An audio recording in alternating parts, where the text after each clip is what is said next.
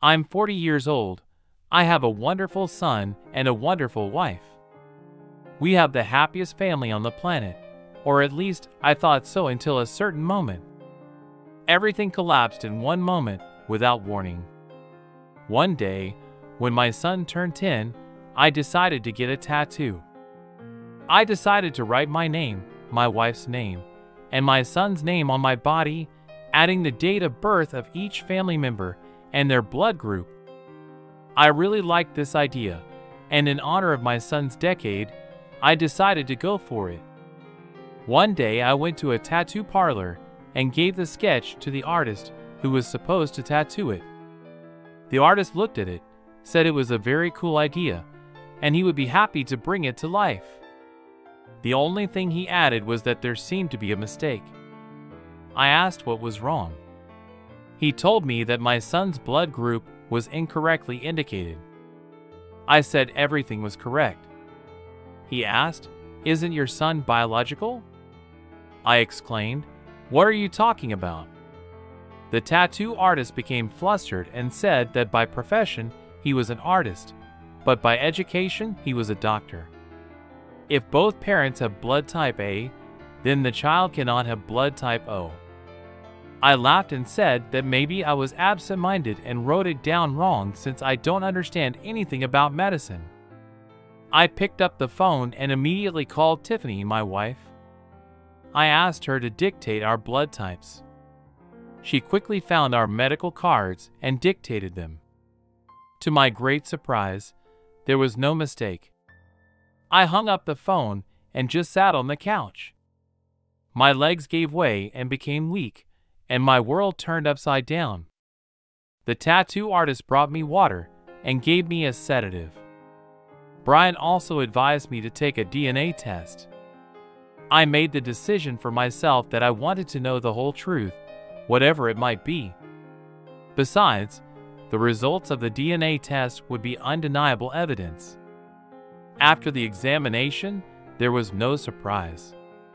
10-year-old Tim was indeed not my son. With this evidence, I immediately went to my wife. Walking into the house, I threw these papers at her. Jessica asked what it was. I shouted, "These are evidence of your lies for the past 10 years. You've been lying to me all these years." She looked at the papers and immediately understood everything. To my great surprise, she didn't repent, but rather sharply declared to me, "Yes, that's right. I've avenged your infidelities. You thought you could cheat, but I couldn't." Then I shouted back, "What infidelities, you fool?"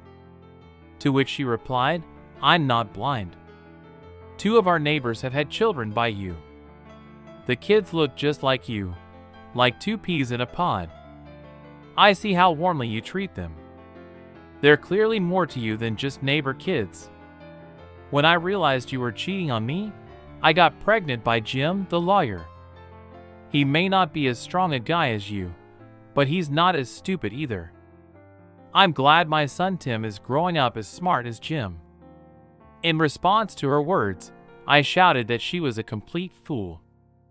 The neighbor's kids do indeed look like me, and I do indeed treat them with more love than just ordinary neighbor kids, all because their father is my brother. He was the one cheating on his wife, not me. At that moment, Jessica's face changed, she was bewildered, and then she simply burst into tears and cried out, "Donald, forgive me, I truly am a fool. I'm not worthy of being your wife." At that moment, my heart softened. I saw how sincere Jessica was. I began to comfort her. When the emotion subsided, we sat down and talked calmly. I told her that I loved Tim as my own son and forgave her for this misunderstanding. Time passed, and we forgot about this episode. We are once again a happy family. Jessica is now 5 months pregnant, and she's pregnant with my child.